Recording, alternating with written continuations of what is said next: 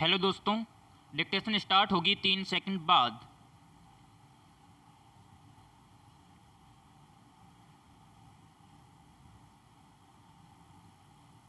Start.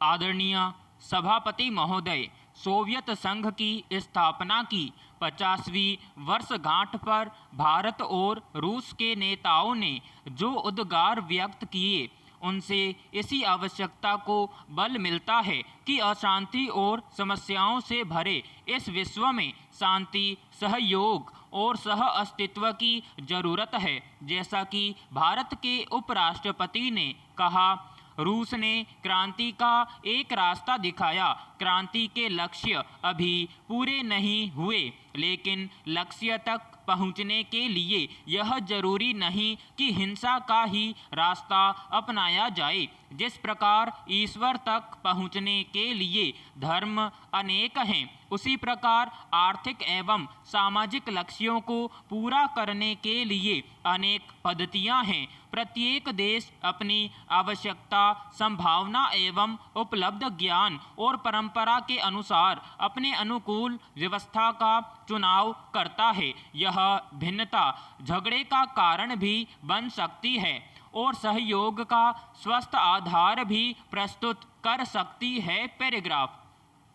Bharat और रूस का बढ़ता सहयोग इसका सबसे बड़ा सबूत है कि सामाजिक और आर्थिक व्यवस्था में एक रूपता न होते हुए भी दो देश मानवता के एक समान लक्ष्य की ओर किस तरह बढ़ सकते हैं। जहां तक रूस का ताल्लुक है, इससे इनकार नहीं किया जा सकता कि 50 वर्ष की अवधि में वह विश्व का एक शक्तिशाली राष्ट्र बन गया। इसका श्रेय जहां सोवियत सामाजिक व्यवस्था को है, वहां उस टेक्नोलॉजी को है जिसके विकास के लिए सोवियत व्यवस्था की स्थापना से पूर्व भी काफ़ी काम हुआ और आज भी हो रहा है। ज्ञान विज्ञान पर एकाधिकार का दावा कोई एक देश नहीं कर सकता। यह तो समूची मानवता की धाती है और जाति, वर्ण, धर्म, वाद आदि से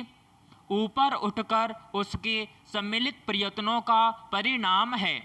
रूस ने बाहर से बहुत कुछ लिया है और अब वह उसका नैतिक दायित्व है कि ज्ञान के इस पुराने ऋण को अदा करे। रूस अपने इस नैतिक दायित्व को विकासशील देशों की मदद करके निभा रहा है। हालांकि भारत रूस के विचारों से पूरी तरह से सहमत है तथा भारत जानता है कि रूस के आर्थिक तथा सामाजिक सिद्धांत भारत भी अपना सकता है, लेकिन दोनों देशों के राजनीतिक सिद्धांतों में बहुत अंतर है। रूस की राजनीति तानाशाही है, जबकि भारत की राजनीति प्रजातांत्रिक है, जिसके अनुसार भारत में जो भी आर्थिक, सामाजिक तथा राजनीतिक परिवर्तन होंगे वे प्रजातांत्रिक तरीकों से होंगे, न कि जोर जबरदस्ती द्वारा।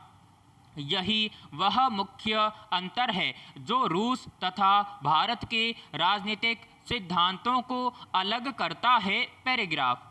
जहाँ तक शिक्षा, भर्ती और प्रशिक्षण की बात है, उसका भी बुरा हाल है। शिक्षा को ऐसा रूप नहीं दिया गया है कि शिक्षितों की उन सिद्धांतों एवं आदर्शों में आस्था हो सके जो देश के कल्याण के लिए निर्धारित किए गए हैं। इस दिशा में कोई सक्रिय प्रयत्न नहीं किया गया कि उन पर आधारित नीतियों में उनकी आस्था स्थापित हो सके। जहाँ तक भर्ती का प्रश्न है, उसमें यह देखने का कष्ट नहीं किया जाता कि भर्ती किए जाने वालों का विश्वास भी उक्त आदर्शों और नीतियों में है या नहीं। उसमें पक्षपात और भ्रष्टाचार का जोर है। प्रशिक्षण का रूप भी ऐसा नहीं है कि ऐसे लोग तैयार हों जो आदर्श एवं सिद्धांत विशेषों से बंधे हों। कोई यह कह सकता है कि ऐसा लोकतंत्र के विरुद्ध होगा। लोकतंत्र में जिस दल का शासन है वह खास नीतियों और सिद्धांतों से बंधी हो सकती है, किंतु जिस माध्यम से वह उन्हें अमल में लाती है उसकी उनके प्रति प्रतिबद्धता आवश्यक नहीं है। लोकतंत्र में शासक दल बदलते रहते हैं।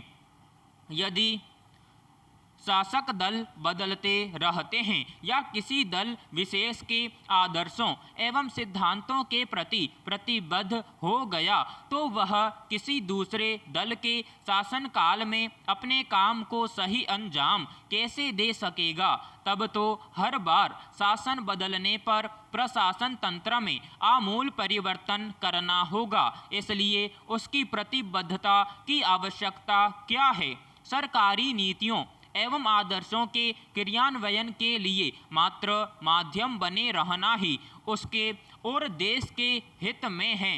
किसी सीमा तक यह बात तर्कसंगत सी प्रतीत होती है, किंतु तर्क का विश्लेषण करने पर वह बिल्कुल बेजान पड़ जाता है। फिर यदि इस आधार पर चला जाए तो कोई भी शासन अपनी नीतियों एवं सिद्धांतों पर अमल करवा कर देश की तस्वीर नहीं बदल सकता। यह तो तभी संभव है कि तस्वीर बदलने का काम जिन्हें करना है वे भी तस्वीर बदलने में आस्था रखें, उन सिद्धांतों एवं आदर्शों के प्रतिबद्ध हों जिन पर अमल करने से तस्वीर बदलती है। इसके लिए जरूरी यह है कि समाज में जिन आदर्शों को अच्छा समझा जाता है उनके क्रियान्वयन के लिए लोग स्वेच्छा से आगे आए और दिल से यह चाहें कि ऐसे सिद्धांत उनकी भलाई के लिए बनाए जा रहे हैं। ऐसा करने पर ही प्रत्येक को सामाजिक न्याय हासिल होगा और देश को वास्तविक रूप में कल्याणकारी कहा जा सकेगा। विराम समाप्त।